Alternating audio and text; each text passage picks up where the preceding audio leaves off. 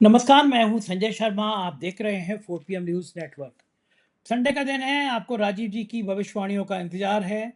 मैं ऑस्ट्रेलिया से आ गया, राजीव जी ऑस्ट्रेलिया में हैं, मैंने वहीं से प्रोग्राम किया और हर बार की तरह मैं फिर कह दूँ, आपका ज्योतिष में इंटरेस्ट हो, भविष्यवाणियाँ जानने में इंटरेस्ट हो, तो ये प्रोग्राम देखिए, ना हो तो बिल्कुल मत देखिए। मुझे ज्योतिष में रुचि है, इसलिए ये कार्यक्रम करता हूँ। राजीव जी पेशे से इंजीनियर हैं, फिर उनका मन किया कि चलो ज्योतिष का भी अध्ययन किया जाए, फिर शानदार अध्ययन किया। आज के इस प्रोग्राम में उनने अमित शाह की लेके बहुत बड़ी भविष्यवाणी करी है कि अमित शाह के दिन खराब, बहुत बुरे खराब आने वाले हैं। और जैन जी को लेके क्या कहा है, सीधा चलते हैं राजीव जी के पास। आपसे रिक्वेस्ट है, उससे पहले नीचे ज्वाइन बटन लगा है, ज्वाइन बटन को दबाइए। अगर संभव हो सके तो हमको 200 रुपये की मदद कीजिए और साथ ही यूट्यूब खोलिए और यूट्यूब पे जस्ट संजय टाइप करिए। ये मेरा ब्लॉगिंग का चैनल है, बहुत मज़ा आता है मुझे चैनल में वीडियो बनाने में। अगर आप इसको सब्सक्राइब कर लेंगे और कमेंट करके बताएंगे आपने सब्सक्राइब कर लिया तो मुझे अच्छा लगेगा। चलते हैं राजीव जी के पास। 4 पीएम न्यूज़ नेटवर्क में बहुत बहुत स्वागत है राजीव नारायण जी आपका। आप ऑस्ट्रेलिया की सरजमी पर हैं और मुझसे बातचीत कर रहे हैं, बहुत बहुत अभिनंदन आपका। संजय जी, पहली बात तो मैं आपको बधाई देना चाहता हूँ। आपके 87 लाख सब्सक्राइबर हो गए, बहुत बहुत बधाई हो। आपकी सारी टीम को बहुत बहुत बधाई हो और ऐसे ही आप दिन दूनी रात चौगुनी तरक्की करते रहें। ऐसी मेरी शुभकामनाएं। हनुमान जी का आशीर्वाद आपके ऊपर बना रहे। आप बम्बई पहुंच गए हैं? जी जी राजीव जी, मैं बम्बई आ गया और ओहो। बहुत बढ़िया कहानी बताऊंगा मैं अभी बातचीत शुरू करने से पहले कि हुआ ये था कि मैं परसों चला था, करीब 10 बजे घर से निकला था सिडनी से दिल्ली की फ़्लाइट में। जी। तो लगभग 23 घंटे की फ़्लाइट थी। फिर हम्म। दिल्ली उतरा, दिल्ली में कुछ मीटिंग्स थी, सीधा एयरपोर्ट से भागते-भागते मैंने कुछ मीटिंग करी और शाम को फिर मैं बम्बई आया।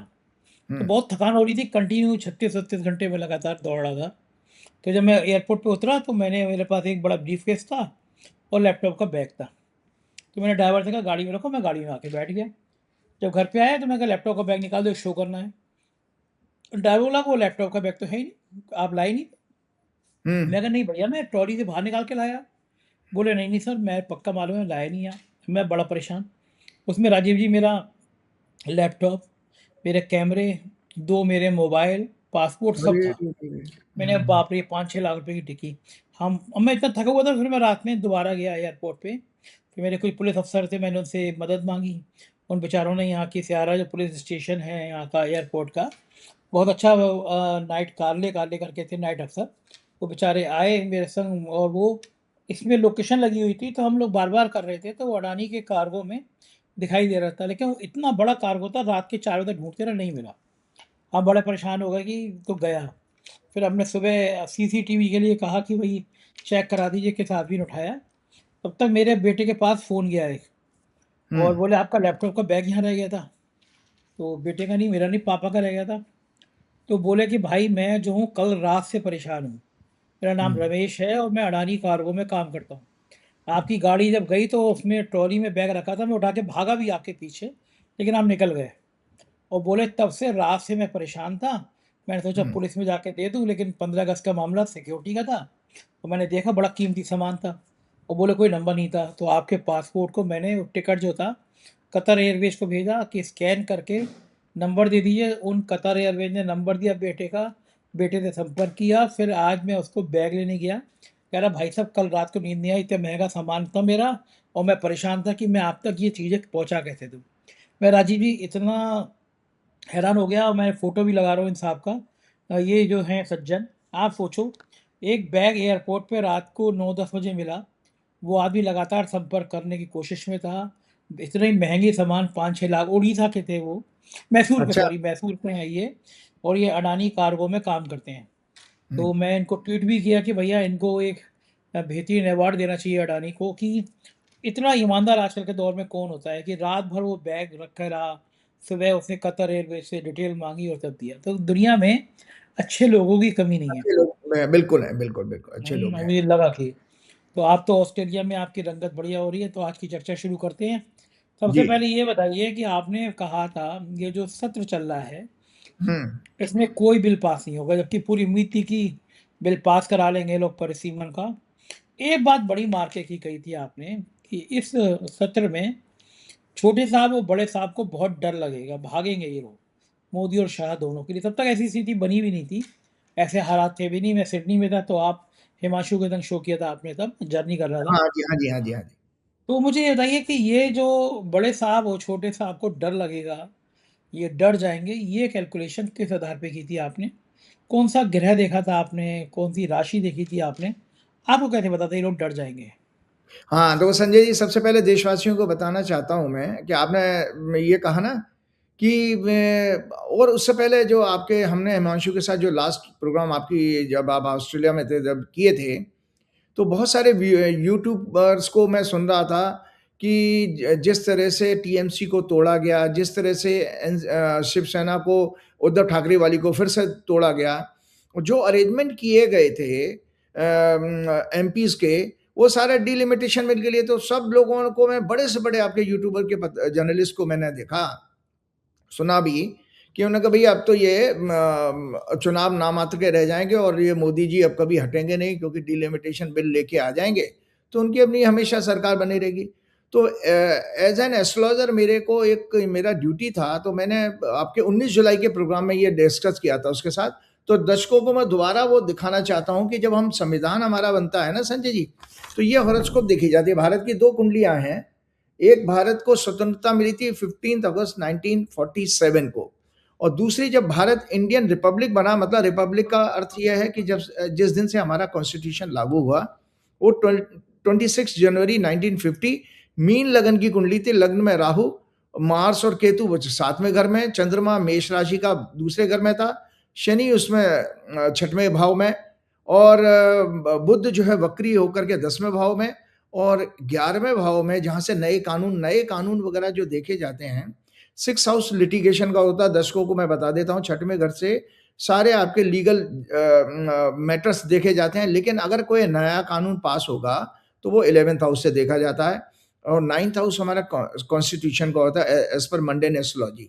और वीनस जो है न्यू लॉज और जुडिशरीज को भी सिग्निफाई करता है। तो उसमें 11वें भाव में वीनस है, जुपिटर भी है, सूर्य भी है। तो इस कुंडली को जब मैं देख रहा था, तो फिर मेरे दिमाग में आया कि 20 जुलाई से जो सदन शुरू हो रहा है, मानसून सत्र जब शुरू हुआ था संजय जी, ये जो है हॉरोस्कोप थी मानसून सत्र की, ये दर्शक देख लें, इसका राइटअप है, और ये 19 जुलाई की डेट है, पूरी की पूरी देखिएगा। तो मैं आपको सिलसिलेवार बताता हूँ कि क्या जबरदस्त कैलकुलेशन है कि क्या, देखिए, उस समय तक किसी को ये पता नहीं था कि इतना बड़ा मुद्दा बन जाएगा कि जो बच्चों को 20 जुलाई की ऊपर जो उन्होंने अटैक कराया मोदी और शाह ने, वो इतना बड़ा रूप में बैकफायर करेगा कि उसकी वजह से वो सदन में भी नहीं आएंगे, और सदन में नहीं आएंगे, और ये लोग ऐसे लोग जो जहाँ पर इनकी वो क्या नाम, अमित शाह जी के लौह पुरुष, और मोदी जी कहते थे 56 इंच का सीना और एक अकेला सब पे भारी, ऐसी ब्रांडिंग इनकी 2010 से की गई थी इन दोनों नेताओं की, और हजारों करोड़ रुपए खर्च किए गए थे, इतना, और वो दोनों के दोनों डर क्यों गए? तो इस विषय पर आज एक छोटा सा स्पेशल मैं कंटेंट आपके साथ शेयर करूंगा कि दुनिया के जितने भी तानाशाह हुए हैं संजय जी, वो तानाशाह क्रूर थे, उन्होंने बहुत अत्याचार किया अपने अपने देशों में, लेकिन अंदरूनी रूप से वो डरपोक बहुत होते हैं। तो ये दोनों लोग भी इसी तरह से डर के कारण, तो हम आगे बढ़ते हैं पहले। तो मानसून सेशन 2026 20 जुलाई 2026 को हमने 11 बजे हमारी संसद शुरू होती है, तो ये 11 बजे पे कुंडली बना ली। उस समय ब्रह्मांड में कन्या लग्न उदय हो रहा था, चंद्रमा शनि से पीड़ित था, मंगल शनि से भी पीड़ित था 9th हाउस में। चंद्रमा इंडियन रिपब्लिक की हॉरोस्कोप के अनुसार 6 एक्सिस बना रहा था। तो चंद्रमा हमारा सुख का और हमारी सक्सेस का सिग्निफिकेटर है। कभी भी कोई काम बनेगा, अगर उस दिन ट्रांजिट में चंद्रमा आपके जन्म के चंद्रमा से अच्छी सीक्वेंस ना बना रहा हो और पीड़ित हो, तो वो उस दिन आप खुश तो नहीं हो सकते हैं। तो ये जब घटना कंसीव की सदन की, तो उस समय मैंने 6 एक्सिस थी, क्योंकि मेष लगन का चंद्रमा हमारे जन्म की इंडिपेंडेंट क्या ना इंडियन रिपब्लिक की हॉरोस्कोप में है। इसीलिए मैंने ये फलादेश है, ये इंपॉर्टेंट करके लिखा है, हाईलाइट ऑफिस में बोलिएगा, हाईलाइट जरूर करा दें। इसलिए planetary position, alignments, BJP government के किसी तरह के षड्यंत्र, मेलाफाइड इंटेंशंस के साथ लाए गए किसी कॉन्स्टिट्यूशन बिल को पास न होने देने का संकेत दे रहे हैं। और भाजपा की उस समय दशा भी जो चल रही थी, चंद्रमा शुक्र, जिस दिन सदन शुरू हुआ, चंद्रमा शुक्र चंद्रमा, और चंद्रमा शुक्र दोनों उनके 6-8 बार 6 हाउस और 12th हाउस के एक्सेस में हैं, तो वैसे भी अच्छी नहीं है। तो इसलिए भाजपा की बर्थ हॉरोस्कोप भी इनको इस सेशन में बहुत बड़ी अचीवमेंट या सक्सेस के ग्रह योग नहीं दिखा रही थी। ये पार्टी और इनकी पूरी सरकार एक मजबूत अपोजिशन का सामना करेगी, इनके सारे षड्यंत्र विफल होने के ग्रह योग हैं। तो अब आप देखिए, ये भी एक घटना पूरी हुई संजय जी, कि विपक्ष कितना मजबूत होकर के बाहर प्रदर्शन करता रहा, और लास्ट के दिन में तो बड़ा मजेदार वो नारा लगा जो बच्चों ने, जेनजी ने, जो पॉपुलर इनका स्लोगन हुआ है, 56 इंच का छोटा बंदर, भाग नरेंद्र, भाग नरेंद्र, बाल नरेंद्र, इतने सैकड़ों मैंने गाने सुन लिए हैं। तो उस दिन पवन खेड़ा जी भी लास्ट डे जो है उसको कह रहे थे, तो वो सदन के तक अंदर तक पहुंच गया, इतना जबरदस्त उससे परसेप्शन इनका खराब हुआ है। तो ये पार्टी, इनकी पूरी सरकार एक मजबूत अपोजिशन का सामना करेगी, इनके सारे सदन विफल होंगे। तो मैंने आपको ये भी बताया, क्योंकि 4th हाउस पर शनि मंगल की दृष्टि है, विपक्ष का बेहद आक्रामक एग्रेसिव प्रोटेस्ट सरकार की नीतियों विफलताओं के खिलाफ होगा। ये नीचे है, देखिए, मैं 19 जुलाई का ही राइटअप आप लोगों को दिखा रहा हूं। तो ये सब भविष्यवाणियां सच हुई हैं। तो इससे हमको ये लगता है कि हम ज्योतिष की जब बात करते हैं, एक साइंस है, विज्ञान है, हम केवल जब हमारी अगर गणना कैलकुलेशन ठीक है तो रिजल्ट्स अच्छे से आते ही आते हैं। भाई आप देखिए, कोई आज से, मेरे से पहले संजय जी, आप लोगों को पता है, मैं अक्सर कई बार प्रोग्राम में बता चुका हूँ, लोग ताज्जुब करते हैं कि मैं राजनीति की बातें क्यों करता हूँ, जबकि राजनीति विषय ही ज्योतिष का था। क्योंकि अब राजनीति शब्द को अगर आप ब्रेक करेंगे संजय जी, राज प्लस नीति, राज कहते हैं अंग्रेजी में गवर्नेंस को, और नीति कहते हैं पॉलिसीज को। तो पहले राजगुरु ही तो इन गवर्नेंस और पॉलिसीज को बनाने में मदद करता था।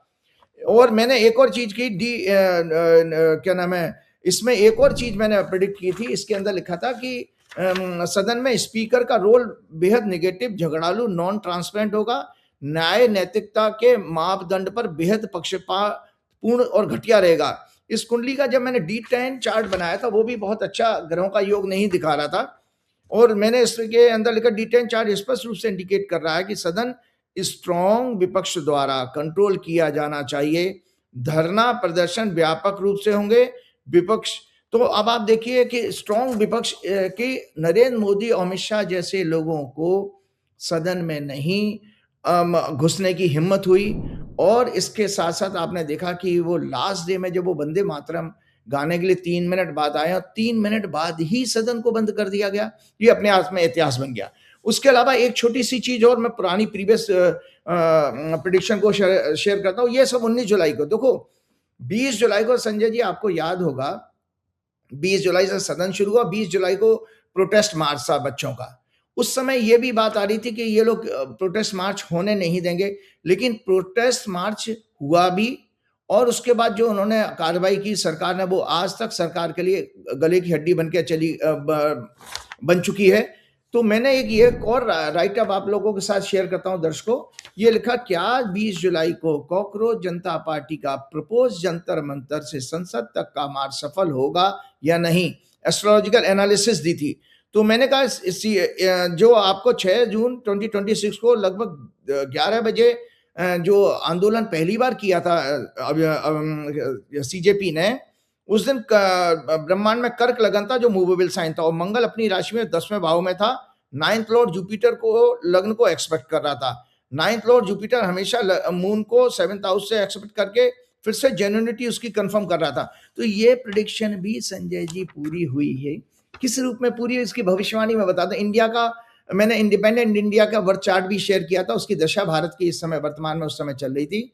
मंगल में राहु में मरकरी, मार्स एजिटेशन का सिग्निफिकेटर है, राहु करेंटली रूलिंग गवर्नमेंट के हाउस से मतलब 10वें भाव से ट्रांजिट कर रहा है, बुध स्टूडेंट जैन जी का सिग्निफिकेटर है। इसलिए भारत की कुंडली के अनुसार युवाओं और स्टूडेंट्स का आंदोलन व्यापक होगा, और सत्ता रूलिंग गवर्नमेंट के लिए अनेक चैलेंजेस लेकर के आएगा।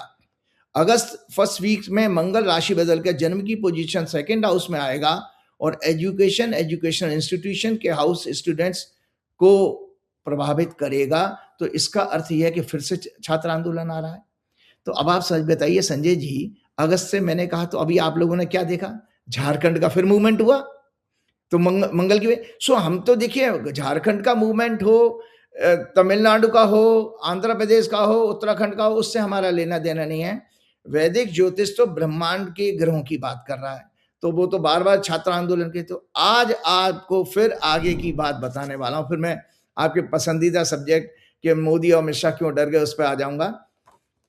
भविष्य की अगर लोगों को एक टेस्ट लग गया, मुझे भी मजा आता है, आप लोगों के लिए मैं तैयारी करता हूं कि भाई आगे क्या भविष्यवाणी देने जा रहे हो। तो एक भविष्यवाणी इस अगले हफ्ते, इसी हफ्ते में देने जा रहा हूं। 16 तारीख को प्रोग्राम लगेगा।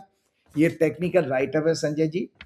22 तारीख को, 22 अगस्त को बुध जो है अपनी राशि बदल रहा है, और बुध ही का सारा खेल है, बुध और मंगल का गेम है सारा का सारा। हमने आपके प्रोग्राम में, कई प्रोग्राम में रिसर्च पेश की थी कि 1947 के बाद जितने भी आंदोलन देश में हुए हैं उसमें मंगल, बुध और शुक्र का कनेक्शन आता है, क्योंकि शुक्र लग्नेश है भारत की कुंडली का, और छठवें घर का स्वामी, छठवां घर प्रोटेस्ट आंदोलन का होता है। और बुध जो है काल पुरुष की कुंडली का छठवें घर का लॉर्ड है। मेष लगन की कुंडली होती है तो मेष लगन से गिनेंगे तो कन्या राशि छठवें भाव में आती है, और बुध युवाओं का कारक भी है। और संजय जी आपको पता है 30 साल के बाद उम्र अगर आपकी हो जाए, शादी हो जाए, तो फिर प्रोटेस्ट करने की क्षमता खत्म हो जाती है। तो याद रखिए कि दुनिया भर में अगर कोई सत्ता को उखाड़ने की ताकत रखता है तो युवा रखता है। तो वो युवा हमारे जागरूक होगा। मजेदार, आप लोगों के प्रोग्राम जब सुनता हूँ, कई सारे यूट्यूबर्स के तो देखता हूँ, उन्होंने कहा भाई हमारे देश की सोई हुई आत्मा को जगा दिया, देश के जमीर को जगा दिया इन बच्चों ने। ये बच्चे बड़े धन्यवाद के पात्र हैं। तो 22 अगस्त 2026 को Mercury significator of education, intellect, youth, gen Z, gen alpha, कोई भी यूथ हो वो इसी कैटेगरी राशि से देखे जाएंगे, अपनी राशि परिवर्तन करके कर्क से सिंह राशि में अराउंड 7:20 शाम को इवनिंग में प्रवेश करेगा। उस समय ब्रह्मांड में जो लगन जो उदय हो रहा है वो कुंभ लगन है, और कुंभ लगन भारत की कुंडली का 10वां भाव है, मतलब सत्ता का, रूलिंग गवर्नमेंट का। तो संजय जी 22 तारीख से फिर से वो जो अभिजीत दीप्ति ने कोई ट्वीट किया था कि जंतर मंतर पार्ट 2, तो आज आपको बता रहा हूं कि बुध का राशि बदलना प्लस एक सूर्य की संक्रांति का और मैं डिस्कस करूंगा कि सूर्य की संक्रांति हमारे 17 तारीख को, ये लियो संक्रांति का ये कुंडली है, ये भी कुंडली बहुत अच्छी नहीं है। इन दोनों कुंडलियों की विवेचना करने के बाद आपका अब जो पसंदीदा क्वेश्चन लूंगा। तो संजय जी इसमें ये लग्न में राहु बैठा है इस कुंभ लगन में, और सूर्य जो है जो सोलर मास का कारक होता है, मतलब जब सूर्य संक्रांति होती है वो पूरा सोलर मास हम देखते हैं कि ये महीना कैसा जाएगा जब, तो वो बुध और केतु, सूर्य, ये सब राहु केतु के बीच में पीड़ित हैं। शनि जो है इसके अंदर शुक्र को, हमारे भारत की कुंडली के लग्नेश और 6 लॉर्ड को, जो कि नीच का गोचर कर रहा है इस समय, 1 सितंबर तक रहेगा, वो शनि मंगल दोनों से पीड़ित हो रहा है। और चंद्रमा भी 22 अगस्त को जब बुध राशि बदलेगा उस दिन पीड़ित होगा शनि और मंगल दोनों से। और मजे की बात है 17 अगस्त को जो सूर्य राशि बदल रहा है उस समय ब्रह्मांड में सिंह लगन, मतलब जस्ट सपोजिट कुंभ लगन का वो उदय हो रहा है। तो सिंह लगन जो है, सिंह राशि जो है हमारे भारत की कुंडली, जो इंडिया के चार्ट को आप दिखाई गई है, भारत की हॉरोस्कोप है। इस हॉरोस्कोप में चौथा घर है विपक्ष का और जनता का। जनता का बड़ा व्यापक प्रोटेस्ट फिर हम लोगों को देखने में आ रहा है, जिसमें किसान और बाकी जनता के दूसरे वर्ग, युवाओं के अलावा भी अब कुछ वर्ग इसमें जुड़ेंगे, क्योंकि जब हम सामूहिक प्रोटेस्ट देखते हैं तो उसमें बुध के अलावा भी दूसरे ग्रह आ रहे हैं। तो 4th house, 4th lord, both are afflicted by malefic planets. Moon 6 lord afflicted by 3rd lord, 10th lord. ये कुंभ लगन की कुंडली का 6वां घर का लॉर्ड है, मार्स और शनि से। नक्षत्र मूल नक्षत्र में ये जब बुध राशि बदलेगा, मूल नक्षत्र है ब्रह्मांड में। इंडिया की हॉरोस्कोप में लग्ना lord as well as 6 lord Venus are afflicted by Mars, Saturn. Virgo sign 5th house होता है, में पड़ता है भारत की कुंडली में, जो एजुकेशन यूथ को रिप्रेजेंट करता है, एफ्लेक्टेड बाय रेट्रोग्रेड सैटर्न और मार्स। सेजिटेरियस साइन भी एफ्लेक्टेड है शनि मंगल से। 9th house is afflicted by Mars. Mercury will be 4th lord in 4th house and afflicted by Rahu Ketu and aspect of retrograde Saturn. 6th lord and planet of people's happiness, emotions, perception, feelings, and 3rd house होता है media, neighboring country, is badly afflicted by Saturn मान। इसलिए ग्रह योग के कारण Jain ji, Jain alpha protest में start again. which may again spread to whole country. ये छात्र इस बार अकेला सरकार पर ही नहीं, सरकार के इकोसिस्टम पर भी अटैक करने जा रहे हैं। मतलब जैसे कहते हैं ना, पॉलिटिकल रिफॉर्म की अब बात होगी, जिसमें चुनाव आयोग की भूमिका भी अब ये बच्चे पकड़ेंगे। और जो जुडिशरी में जो हो रहा है, जैसे भी अभी आपने देखा किसी आंध्र प्रदेश की यूनिवर्सिटी में किसी बार काउंसिल बीसीआई के चेयरमैन ने कह दिया कि उनकी डिग्री उनको ना दी जाए, क्योंकि उन्होंने सीजीआई को क्या नाम है, मतलब सीजीआई को प्रोटेस्ट करके कहा कि ये सीजीआई किसी हाथ से हम डिग्री नहीं लेंगे। तो ये वहां से दिखाई दे रहा है कि बच्चों के अंदर सुलग रही है आग, ये ट्रिगर शुरू हो चुका है ऑलरेडी। सो ये छात्र इस बार देश की ब्यूरोक्रेसी, जिसके अंदर अकाउंटेबिलिटी जीरो हो चुकी है, जिसका एटीट्यूड अंग्रेजों के समय से भी ज्यादा एरोगेंट है, साथ में देश में करप्शन के लिए मेनली रिस्पॉन्सिबल ये ब्यूरोक्रेसी है। इसी तरह जुडिशरी, इसके साथ कॉर्पोरेट एलिट्स के द्वारा कंट्रोल मेन स्ट्रीम मीडिया, जिसमें टीवी और प्रिंट है, भी इन युवाओं के एंगर का शिकार होंगे इस क्या नाम है, बुध के राशि बदलने के बाद। इसी तरह से मैं आपको ये बताना चाह रहा था कि एनुअल हॉरोस्कोप ऑफ इंडिया की हम ये देख लेते हैं। 15 अगस्त को हमारा भारत आजाद हुआ, आज हमारा 16 अगस्त का प्रोग्राम है। इसमें भी मुंथा जो है छठवें भाव में गई है और शनि मंगल से पीड़ित है। मुंतिस एक्सोल्टेड 6th हाउस में है। तो ये वर्ष जो है, और 3rd हाउस जो है इस भारत की जो वर्षफल है आजाद भारत की, वो 3rd house media communication allies neighbouring countries, वो भी शनि मंगल से पीड़ित है।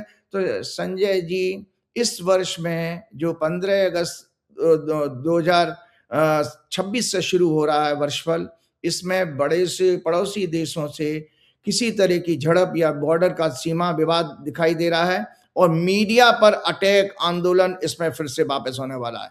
तो ये मीडिया इस समय सबसे बड़ा टारगेट होने वाला है इसके लिए। अब एक चीज मैं आपको आपके प्रश्न का जवाब देता हूं जो आपने मेरे से पूछा। देश के सामने सच, नरेंद्र मोदी शाह बेहद डरपोक हैं, ये सच है क्या? 6 जून 2026 को नरेंद्र मोदी शाह के राजनीतिक जीवन के लिए सबसे बड़ी चुनौती बना युवाओं का जेन अल्फा का देशव्यापी आंदोलन, जो सोशल मीडिया के द्वारा पूरे विश्व में पहचान बना गया। देश के 100 से ज्यादा सिटीज में फैल गया। इसने हजारों करोड़ रुपए खर्च करके नरेंद्र मोदी उनके कॉर्पोरेट नेक्सस के कारण बनाई गई विश्व गुरु, महामानव, नॉन बायोलॉजिकल, एक अकेला सब पे भारी, 56 इंच का सीना, लाल आंखें दिखाने वाला, घर में घुसकर मारना, पाकिस्तान के संदर्भ में कही थी उन्होंने, वाली नकली छवि जो अपने आप को सनातन धर्म का सबसे बड़ा रक्षक भी बताती थी, उसे इन बच्चों ने पूरी तरह ध्वस्त कर दिया। जिसका सबसे बड़ा प्रत्यक्ष उदाहरण है कि 20 जुलाई से शुरू हुए मॉनसून सेशन में डर, भय और अपमान के कारण नरेंद्र मोदी शाह का पार्लियामेंट में सदन की कार्रवाई में ना जाना, और 13 अगस्त 2026 को लास्ट डे में सिर्फ वंदे मातरम राष्ट्रगीत गायन में 3 मिनट रहकर सांकेतिक उपस्थिति दिखाकर ओम बिरला की मदद से सदन को अनिश्चित काल के लिए स्थगित करवा देना। इसलिए जेनजी का एक नारा जो पूरे देश ही नहीं विश्व के लोगों की जुबान पर एक एंथम की तरह बन गया है, 56 इंच का छोटा बंदर बाल नरेंद्र भाग नरेंद्र की गूंज संसद भवन की दीवारों में भी गूंजी। छोटी छोटी बच्चियों द्वारा दिए गए इस एकमात्र नारे ने नरेंद्र मोदी शाह की राजनीति का परसेप्शन पूरी तरह खत्म कर दिया, जीरो कर दिया। ये मोदी शाह को पवन पुत्र श्री हनुमान जी की वानर सेना, जो जैन अल्फा है, द्वारा उनका अपमान किए जाने का, और प्रभु श्री राम के मंदिर निर्माण से लेकर चंदा चोरी और भ्रष्ट ट्रस्ट के द्वारा दान पत्रों से चोरी, भूमि घोटाले आदि महापापों का एक छोटा सा दंड है ये तो केवल।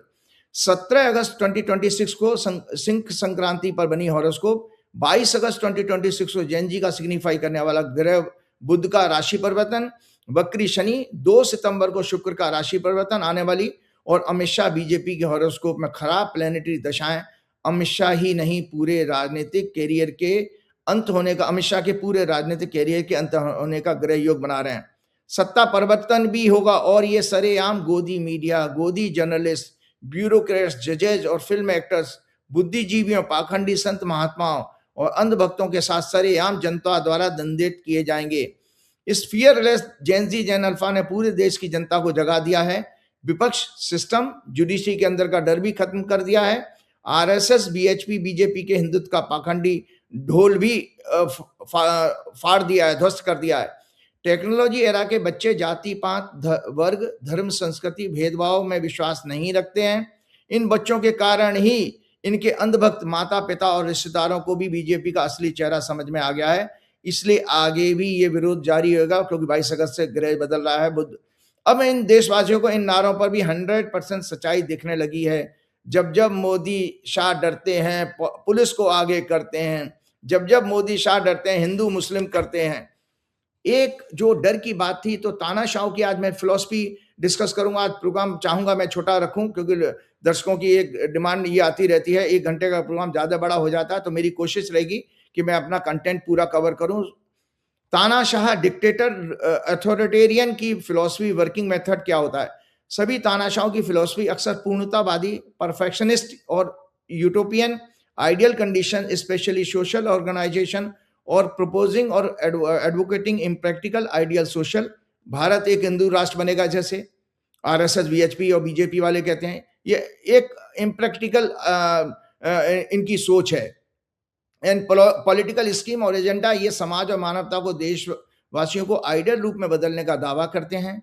स्वयं को एकमात्र उद्धारक, सुधारक, रिफॉर्मर या मुक्तिदाता के रूप में प्रेजेंट करते हैं। उस प्रोपेगेंडा का प्रचार करते हैं। ये उनके अटूट आत्मविश्वास पर आधारित तो होता है, जहां उनको, लेकिन उनको ये भ्रम हो जाता है कि वे ही देश या समाज के ऐसे नेता हैं जो देश और दुनिया को बदल सकते हैं। Narendra Modi, Donald Trump, Putin, Jinping ऐसा ही उदाहरण है। ये लोग पब्लिक अनरेस्ट और पॉलिटिकल इकोनॉमिकल इश्यूज का फायदा उठाकर खुद को एकमात्र समाधान के रूप में प्रेजेंट करते हैं। 2009 के आसपास कॉर्पोरेट वर्ल्ड ने नरेंद्र मोदी को इस रूप में ही ब्रांडिंग करना शुरू कर दिया था। X IAS officer 1970 batch Jawahar Sirkar, जो प्रसार भारती के CEO 2012 से 2016 तक रहे, उनके अनुसार कुछ senior bureaucrats, Nripendra Mishra, Vinod Rai, ex CAG, Hardeep Puri, Jaishankar, Ajit Doval, RK Singh, ex home secretary, defence secretary, Ashwini Vaishnaw ने कुछ कॉर्पोरेट लीडर्स अंबानी, अदानी और CIA की मदद से 2010 से लेट मनमोहन सिंह जी की UPA गवर्नमेंट को फर्जी प्रोपेगेंडा प्रचार के द्वारा fake corruption and 2G Colgate और अन्य स्कैंडल के जरिए बदनाम करना शुरू कर दिया था। उसका मेन स्ट्रीम मीडिया, जो कि कॉर्पोरेट के द्वारा पैसे से इन्फ्लुएंस किया गया था, ने जमकर 365 डेज 24/7 प्रचार किया, पूरे देश को भ्रमित किया। इन वरिष्ठ IAS लॉबी ने 2010 से ही नरेंद्र मोदी, जो कि उस समय गुजरात के CM थे, से संपर्क करना शुरू कर दिया था और उन्हें इन ब्यूरोक्रेट्स ने UPA गवर्नमेंट की पॉलिसीज की इंफॉर्मेशन को लीक करना भी शुरू कर दिया। आज भी सारे स्कैम सुप्रीम कोर्ट और हाई कोर्ट ने फर्जी केस बताकर बंद कर दिए हैं और मरणोपरांत मनमोहन सिंह जी को क्लीन चिट भी दी गई है हाल ही में। इस षड्यंत्र में main stream media, Baba Ramdev, देश के सैकड़ों बाबा, संत महात्मा, कथावाचक, फिल्म स्टार्स भी शामिल थे। इन लोगों ने एक नकली गांधीवादी नेता के रूप में अन्ना हजारे को खड़ा किया और महाराष्ट्र से लाकर आंदोलन करवाकर एक नई पॉलिटिकल पार्टी को खड़ा करके कांग्रेस को कमजोर करने का प्रयास किया। आज 2026 अगस्त तक ये सभी एक्सपोज हो गए हैं और देश को समझ में आने लगा कि सिर्फ कांग्रेस ही इनका अंत कर सकती है। देश के अपने युवाओं, महिलाओं, दलितों, आदिवासियों, पिछड़ों, गरीब और मजदूरों की रक्षा और उनका कल्याण कर सकती है कांग्रेस पार्टी। और रिसेंटली संजय जी, अभी पूर्व केंद्रीय मंत्री RK सिंह जी ने 12 अगस्त को, अभी जस्ट 2-3 डेज पहले, एक वीडियो के द्वारा खुलासा किया, जो गृह सचिव, रक्षा सचिव रह चुके हैं, कि नरेंद्र मोदी की सरकार ने चाइना के आगे टोटल सरेंडर कर दिया है और ताकसिंग क्षेत्र में शेरा 5 नामक पेट्रोलिंग पॉइंट पर हमारी सेना ने पेट्रोलिंग करना बंद कर दिया है और वहां पर अब चाइना का कब्जा हो चुका है। इसी स्थान पर 2023 में भारतीय सैनिक और चाइनीज सैनिकों के बीच में झड़प भी हुई थी और क्या ना, शारीरिक झड़प हुई थी। इसके बाद भारतीय सेना की टुकड़ियां वापस आ गईं और दोबारा वहां नहीं गईं। चीनी सैनिकों ने वहां से भारतीय मार्कर्स भी हटा दिए हैं और उस पॉइंट तक इंडिया मिलिट्री को पेट्रोलिंग भी नहीं करने दे रहे हैं। पेट्रोलिंग पॉइंट छोड़ने का मतलब होता है अपना क्लेम छोड़ना। 2013 से कॉर्पोरेट द्वारा नरेंद्र मोदी को एस पीएम प्रोजेक्ट किए जाने के बाद उन्होंने UPA गवर्नमेंट पर महंगाई, गिरता हुआ रुपया, कमजोर इकोनॉमी, बढ़ता हुआ देश पर कर्जा, पेट्रोल, डीजल, गैस के बढ़े हुए दाम, रोजमर्रा की जरूरतें, शिक्षा व्यवस्था में करप्शन, बेरोजगारी, महिलाओं पर अत्याचार, गरीब, किसान, मजदूरों, दलितों, आदिवासियों का शोषण, देश का विकास आदि का भ्रामक प्रचार किया था नरेंद्र मोदी ने और अपने आप को इन सभी समस्याओं को सिर्फ 5 ईयर में दूर करने का इन्होंने जनता से वादा किया था। इन भ्रष्ट IAS lobby, main stream media और उनके साथ जमकर प्रचार किया गया और एकमात्र अल्टरनेटिव के रूप में प्रोजेक्ट किया गया। तो संजय जी, डर का कारण ये होता है कि आइडियोलॉजी और वर्किंग मेथड इन डिक्टेटर्स का क्या होता है, जो लोग इस तरह के अथॉरिटेरियन बन जाते हैं। इन डिक्टेटर्स की फिलॉसफी और आइडियोलॉजी राष्ट्रवाद, पेट्रियोटिज्म और साम्यवाद, कम्युनिज्म, फासिज्म और सोशलिज्म पर आधारित होती है। ये सेंट्रलाइज ऑटोक्रेटिक गवर्नमेंट, इसमें इंडिविजुअल की फ्रीडम को उच्च उद्देश्य बताकर स्ट्रॉन्ग नेशन बनाना है, विकास करने के लिए सेक्रीफाइस कर दिया जाता है। देशवासियों समाज को क्षेत्रवाद, भाषा, हिंदू मुसलमान, अर्बन नक्सल, पिछड़ा, दलित, आदिवासियों आदि में बांट दिया जाता है ताकि ये अपनी विचारधारा से उन सभी पर कंट्रोल कर सकें। इन सभी के अंदर मैग्लोमीनिया और सैडिज्म की प्रवृत्ति होती है, जो इनके बचपन के अनुभवों, पर्यावरण और अन्य राजनीतिक विचारधाराओं के कारण से पैदा होती है। ये अपनी शक्ति का क्रूरता से इस्तेमाल करते हैं। इनका वर्किंग मेथड भी संजय जी यही है: बल, धोखा और सिस्टमेटिक ऑर्गेनाइज तरीके से दमन, बल या धोखे से सत्ता हासिल करना।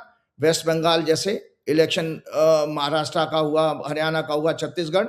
आर्थिक और अन्य सामाजिक सांस्कृतिक विभाजन, धार्मिक जातिगत भेदभाव, जनता के असंतोष को खुद के रूप में मुक्तिदाता के रूप में प्रोजेक्शन, ये सब इनकी स्टाइल होती है। विरोधियों और उनसे प्रश्न पूछने वालों को आतंकित करना, ट्रोल आर्मी द्वारा उत्पीड़न, सीबीआई, ईडी, आईटी, फर्जी लीगल केसेस और नागरिक स्वतंत्रता का दमन, विचार और अभिव्यक्ति की आजादी को कुचलना, नष्ट करना, सूचना के कंट्रोल के द्वारा जन प्रचार, फॉल्स न्यूज, फॉल्स नैरेटिव का इस्तेमाल करना, एवरीवेयर 365 डे 24/7 मीडिया पर टोटल कंट्रोल, सेंसरशिप और केवल अपनी विचारधारा प्रोपेगेंडा का प्रचार, समर्थकों को सम्मानित करना और विरोधियों को सजा देना, विद्रोह आंदोलन, प्रोटेस्ट को दबाने के लिए पुलिस, पैरामिलिट्री फोर्सेस और आर्मी का यूज करना, पावर को टोटली सेंट्रलाइज करना, जैसे हमारे देश में इसमें क्या नाम है, पीएमओ चला रहा है। Economy, employment, other social welfare scheme, behaviours को, पब्लिक के बिहेवियर्स को कंट्रोल करने के लिए फर्जी डेटा और डेटा साइंस और अन्य टेक्नोलॉजी का इस्तेमाल करके भ्रमित करना। मोदी गवर्नमेंट में याद करिए संजय जी, 63 से ज्यादा ब्यूरोक्रेट लेटरल एंट्री से आए हैं बाहर से, और शीर्ष पदों पर बैठे ब्यूरोक्रेट्स, जो इसमें ईडी, सीबीआई, केंद्रीय सचिव, गृह सचिव और रॉ का चीफ को बार बार एक्सटेंशन दिया जा रहा है। इससे साफ सिद्ध होता है कि इन्होंने ब्यूरोक्रेसी का मोराल भी यंग ऑफिसर्स का बिल्कुल खत्म कर दिया है। कि जब ये बुजुर्ग लोग, जो लोग होते हैं, याद करिए हमारे यहाँ जो वेदों के अनुसार 4 आश्रम कहे गए हैं, तो वानप्रस्थ आश्रम के बाद का व्यक्ति अमूमन बेसिकली सेल्फिश व्यक्तित्व की तरफ चला जाता है। वो अपने परिवार को, अपने धन जोड़ने को, अपने बुढ़ापे की फाइनेंशियल सिक्योरिटी की तरफ काम करेगा।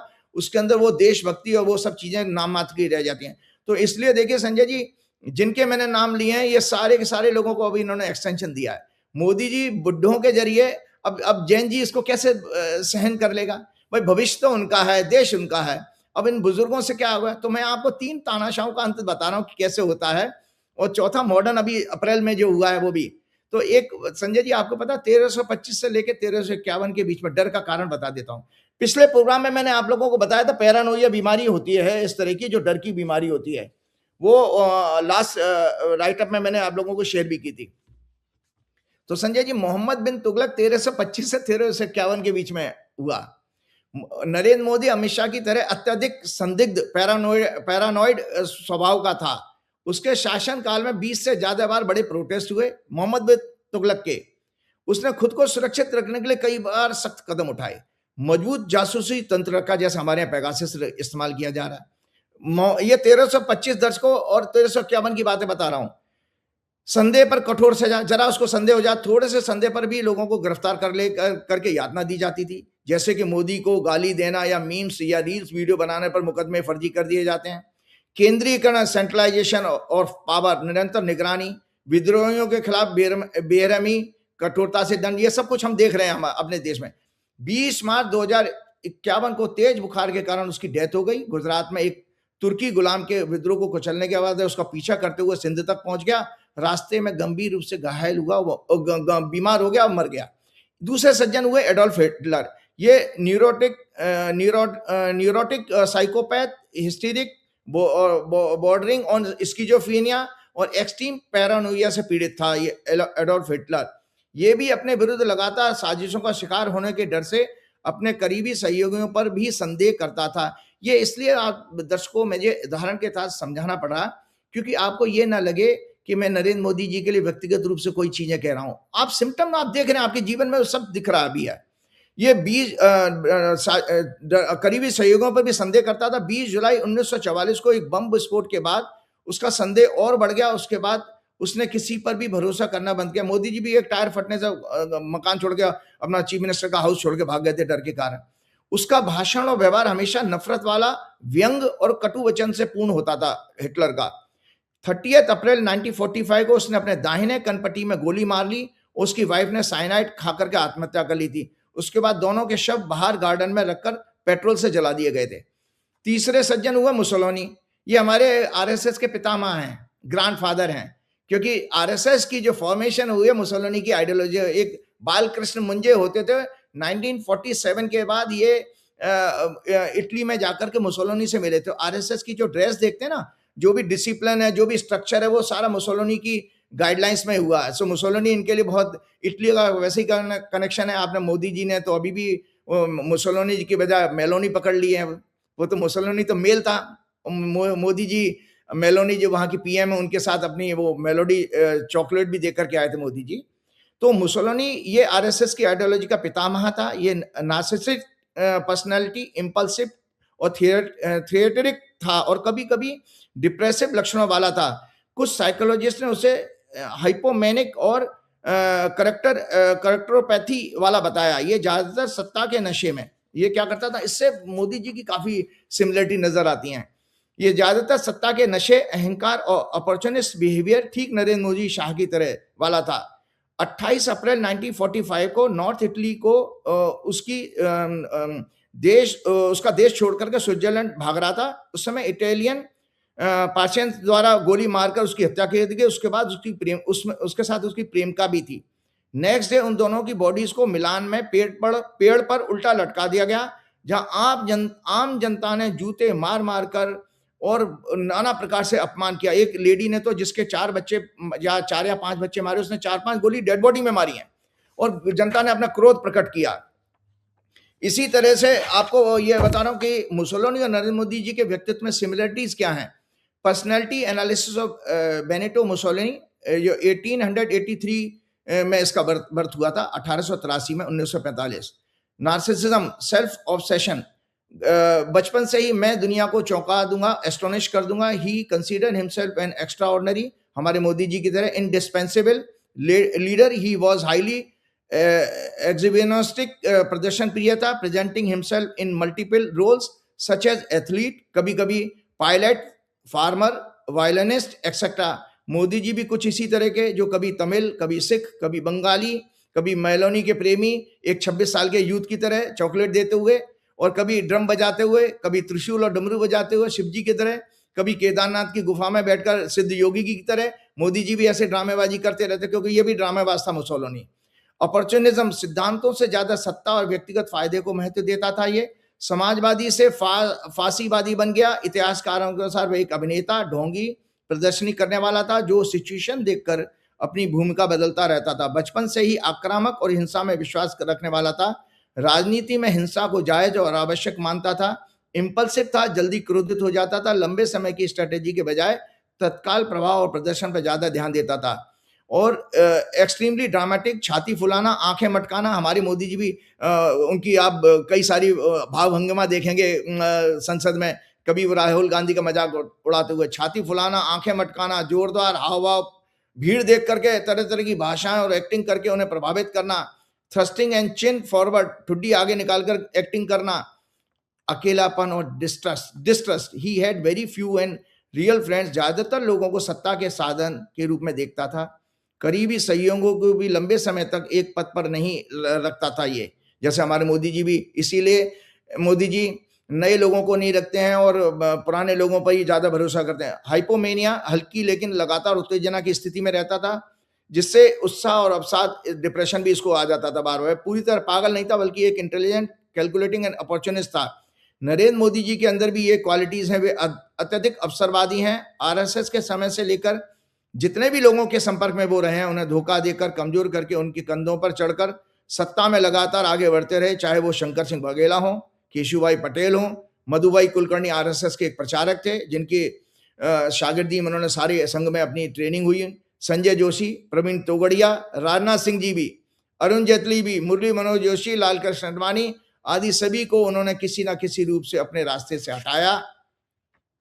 और संजय जी, इनकी इसकी वीकनेस क्या ऐसे लोगों की होती है, गहरी वैज्ञानिक आइडियोलॉजी, स्थिरता नहीं होती, लॉन्ग टर्म विजन नहीं होता इनके अंदर, इनेबिलिटी टू टॉलरेट क्रिटिसिज्म, ये आलोचना नहीं सहन कर पाते, excessive sexual desire toward women, इसकी मुसोलिनी की थी, मोदी जी की है कि नहीं हमें नहीं पता, लेकिन एक जो हॉरोस्कोप है 17 सितंबर की, 17 सितंबर 1950, उसमें तो जरूर दिखाई देता है क्योंकि वीनस और शुक्र साथ साथ हैं। एंड एक्सप्लॉयटेटिव एटीट्यूड था, वास्तविकता से दूर, खुद की महानता के भ्रम में जीना, over confidence and impulsiveness behind wrong decision in war. Modi ji ने भी ऑपरेशन सिंदूर के समय यही किया और अपने गलत पॉलिटिकल पुअर विजन के कारण भारत के 5 से 7 फाइटर विमान गिरवा दिए और 6 और 7 के आसपास सैनिक शहीद हुए, जो कुछ महीने पहले ही अभी राजनाथ जी ने जिसको एक्सेप्ट किया है। फिर ट्रंप के दबाव में उसके आगे सरेंडर करके अचानक सीजफायर एक्सेप्ट कर लिया। Mussolini was a hollow man, a powerful and attractive on the outside, और हमारे मोदी जी भी 56 इंच का सीना, एक अकेला सब पे भारी, बाहर से तो स्ट्रॉन्ग दिखते हैं कि अंदर से डरपोक हैं, but insecure, lonely and without principal on the inside. उसने अपनी छवि को इतनी सफलतापूर्वक रचा था कि लाखों इटालियन उसके जादू में बन गए, उसके अंधभक्त बन गए, लेकिन उसी अहंकार गलत डिसीजन ने अंततः उसे इटली दोनों को बर्बाद कर दिया। Exactly similar pattern Narendra Modi ji के केस में रिपीट हो रहा है। भारत में भी लाखों अंधभक्त बन गए, उन्हें गिरता हुआ रुपया, खराब अर्थव्यवस्था 4 ट्रिलियन से नीचे पहुंच गई है जनाब। अभी पंकज चौधरी हैं, कौन है, उन्होंने पार्लियामेंट में कहा है IMF का एक रिप्लाई का जवाब देते हुए 4 ट्रिलियन से नीचे आ गई है। सो 4 ट्रिलियन से भी कम। अभी हाल ही में फाइनेंशियल मिनिस्टर का स्टेटमेंट था, महंगाई, बेरोजगारी चरम सीमा पर, शिक्षा में भ्रष्टाचार, पेपर लीक, खराब डिप्लोमेसी, डेमोक्रेसी का कमजोर होना, राम मंदिर में दान और चंदे की चोरी, सड़ा गला देश का गवर्निंग सिस्टम, समाज में नैतिकता खत्म हो जाना आदि विषयों की देश की भविष्य की कोई चिंता नहीं होती इन अंधभक्तों को। यूपीए गवर्नमेंट के समय से 4 गुना कर्जा जाजा हो चुका है। तो संजय जी, एक चीज और बता रहा हूं कि हमारे नरेंद्र मोदी जी का जो हॉरोस्कोप है, जो 17 सितंबर वाला, और इसमें काफी समानताएं दिखाई दे रही हैं मुझे, तो मैं जल्दी से इसको शेयर करता हूं कि ये है मुसोलिनी का और इनका हॉरोस्कोप। ये दोनों के दोनों की कुंडली में शनि और मंगल का योग है, इसीलिए लोग हिंसक मृत्यु के इनका अंत हुआ। चलते समय एक बात और कहूंगा, जो मैंने पिछले प्रोग्राम में कहा था कि 15 अगस्त अभी कल ही निकला है, बस इसके साथ ही समाप्त करना चाहूंगा। फ्रीडम का अर्थ हमने उसको भी बताया था दर्शकों को, फिर से मैं कहता हूँ, फ्रीडम का मतलब यही है कि जब तक उस फ्रीडम का क्या मायने, जब आपका फ्रीडम ऑफ एक्सप्रेशन और स्पीच हमारी तरह पूरी तरह ना मिले, तो एक हम लोगों को रेजोल्यूशन ये लेना चाहिए। दोबारा मैं उस चीज को बता रहा हूँ, we must focus freedom from want, freedom from hatred, freedom from discrimination, jealousy, freedom from casteism, freedom from fear and war, freedom from frustration, corruption, nepotism in life, freedom from violence, freedom from exploitation, freedom from dishonor, and freedom from early death and disease। मतलब अच्छा स्वास्थ्य हमारे देश में आए तो हमारे लोगों की जो है दुखद घटनाएं भी कम हो जाएं। तो संजय जी, एक चीज आपको ये देखिए, आपको ताज्जुब होगा कि जो हमारे देश में 2012 के बाद हुआ, एग्जैक्टली संजय जी, अभी अप्रैल के महीने में 2026 में जनरल इलेक्शन हुआ था हंगरी में, उसने जो किया वो बिल्कुल रिपीट, कॉपी बुक आप देखिए इसमें। तो ये राइटअप के साथ मैं अपना प्रोग्राम यहां खत्म कर दूंगा। 16 ईयर शासन करने वाले हंगरी के तानाशाह विक्टर ऑर्बन के अहंकारी दमनकारी शासन का अंत काल द्वारा, मतलब ये इसलिए बताना जरूरी था कि चाहे वो मोदी जी हों या शाह हों, शाह जी के लिए तो और खराब समय है। देखिए अमित शाह जी की हॉरोस्कोप है, जल्दी से मैं बता देता हूँ। 24 अगस्त से अमित शाह के लिए बहुत खराब, ये देख लीजिए दर्शकों, 24 अगस्त से केतु की दशा शुरू हो रही है, प्रत्यंत दशा। केतु इनके चौथे घर में बैठा है, मानसिक अशांति इनके होने वाली है, 12वें घर से गोचर कर रहा है। और केतु इसलिए सूर्य भी अभी केतु के साथ जुड़ जाएगा जाकर के, बुध भी वहां पहुंच जाएगा, इनका लग्नेश है 22 अगस्त को। तो अमित शाह जी के लिए हॉरोस्कोप में जुपिटर मरकरी की दशा चल रही है, केतु की प्रत्यंत दशा 24 अगस्त 2026 से शुरू हो रही है। इनके D10 चार्ट में मंगल केतु लग्न में है और शनि से पीड़ित हो रहे हैं। मंगल 4th हाउस में शनि को पीड़ित कर रहा है। मंगल धनु लग्न की इस हॉरोस्कोप का D10 का 12th लॉर्ड भी आता है। इन्हें हेल्थ और पॉलिटिकल कैरियर में बहुत भारी संकटों का सामना करना पड़ेगा। अमित शाह जी की लौह पुरुष की छवि खत्म। मोदी जी का 56 इंच का सीना वो 56 इंच का बंदर में बदल गया। और जो है मोदी जी का एक अकेला सब पे भारी, वो तो अब उल्टा राहुल गांधी के पास चला गया, बोले कि वो अब सब पे भारी नहीं, एक अकेले पर सब भारी। ये मोदी जी का डायलॉग ये चेंज हो गया है संजय जी, एक अकेले पर सब भारी, ये मोदी जी का नया डायलॉग है। तो ये मैं विक्टर ऑर्बन की बात इसके खत्म कर दिया। विक्टर 2010 में 2/3 मेजोरिटी से गवर्नमेंट फॉर्म की इसने, उसके बाद मीडिया और जुडिशरी और पर सिस्टमेटिकली उसने कब्जा किया। उसने ओपन सेंसरशिप के बजाय नरेंद्र मोदी और अमित शाह ने भी यही हम हथकंडा अपनाया, लीगल, इकोनॉमिकली एंड एडमिनिस्ट्रेटिव तरीके से इन पर कब्जा किया, मीडिया की सेंसरशिप पे, जिससे लोगों को और दुनिया को ये लगता रहे कि सब कुछ डेमोक्रेटिकली हो रहा है और रियलिटी में इनकी इंडिपेंडेंस खत्म हो जाए और ये कमजोर भी हो जाए। मीडिया पर कंट्रोल मेनली उनकी ओनरशिप पे कब्जा कर लिया उसने। गवर्नमेंट एडवर्टाइजमेंट और कंट्रोल ऑफ रेगुलेटिंग बॉडी, इसी तरह की पॉलिटिकल पार्टी फिज ने लगभग 80% कंट्रोल मीडिया मार्केट पर डायरेक्टली इनडायरेक्टली कर लिया था। मीडिया लॉ को उसने चेंज किया, न्यू मीडिया एक्ट बनाया, जिसके जरिए मीडिया काउंसिल वाज क्रिएटेड, जिसमें ज्यादातर फिर उसकी पार्टी के पॉलिटिकल पार्टी के लोग अपॉइंट किए गए। इस काउंसिल को एक्सटेंसिव पावर दी गई to issue licence, impose fines and monitor control. इसी तरह state media was turned into a government propaganda outlet, editors were replaced and news coverage began to be directed. जैसे हमारे यहाँ POMO डायरेक्ट कर लेता, बोले वो जोशी जी कर रहे थे। क्लोज बिजनेसमैन को इसने चीप लोन दे करके स्टेट बैंक के लोकल बैंक के द्वारा और मीडिया को खरीदवाया गया, जैसे हमारे अदानी जी ने NDTV खरीदा, TV channel and website. Many independent media outlets were forced to sell or shut down. Around 476 to 500 government media outlets were donated in a single day to the Central European Press Media Foundation, KESMA. The government declared it a matter of national strategic interest and exempted it from competition law. Government was the largest advertiser. 80 to 90% advertising का हमारे देश की तरह से इनको fund दिया जाता रहा। तो संजय जी एक तो ये काम किया, दूसरा इसने क्या किया था, जुडिशरी पे भी कंट्रोल कर लिया था, जैसे हमारे यहाँ पार्सली हुआ। Urban influence both the constitutional court and the ordinary court. New constitution was passed and constitutional court जजेस वाज इंक्रीज फ्रॉम 11 to 34, आपके यहाँ भी 34 से 38 कर दिए गए हैं। और इसने क्या बदमाश ने किया था, nomination process was change so that उसकी पार्टी के समर्थन could make appointment. The election of the courts president was given to the parliament control by the Fidesz. हमारे यहाँ मोदी जी करना चाहते, कर नहीं पाए। सबसे बड़ी बात उसने क्या की, रिटायरमेंट एज 70 साल थी वहां पर, उसको घटा के 62 साल कर दिया। उससे क्या हुआ संजय जी, काफी जज रिटायर हो गए, एक साथ बड़ी भारी वैकेंसी हुई और उसके बाद उसने अपने लोगों को भर दिया। तो ये मेरा कहने का मतलब ये था कि जैसे उस तानाशाह का अंत हुआ और ऐसे अंत हुआ, उसी के पार्टी के एक नेता ने जो अलग पार्टी बनाई, उसने राहुल गांधी की तरह संजय जी, जैसे राहुल गांधी ने भारत जोड़ो यात्रा की, उसने घर घर डोर टू डोर प्रचार किया।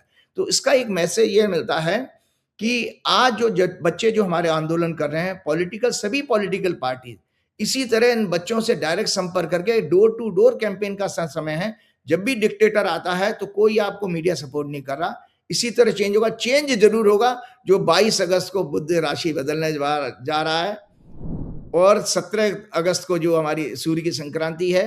संजय जी फिर से एक बड़े आंदोलन की तैयारी कीजिए और हम देशवासियों के लिए आप लोगों को फिर से बिलेटेड हैप्पी इंडिपेंडेंस डे। और साथ में अपने बच्चों के लिए मैं जो जैन जी हैं, जैन अल्फा हैं, इनके आशीर्वाद के लिए हनुमान जी से प्रार्थना करते हुए अपने प्रोग्राम समाप्त करना चाहूंगा। श्री गुरु चरण सरोज रज निज मन मुकुर सुधार, वर्ण रघुवर विमल जो दायक फलचार। बुद्धिहीन तनु जान के बल बुद्धि विद्या देव बलेश विका। जय श्री राम, जय हनुमान। ये तो राजीव नारायण जी, पूरी बातचीत आपने सुनी। राजीव जी की भविष्यवाणियां बड़ी गजब होती हैं। बहुत सारी भविष्यवाणियां ऐसी हैं जो उन्होंने पहले करी और लोग यकीन नहीं कर रहे थे ऐसा होगा, लेकिन वो हुआ। क्या आप भी राजीव जी का प्रोग्राम सुनते हैं? कमेंट करके बताइएगा जरूर। शुक्रिया, थैंक यू।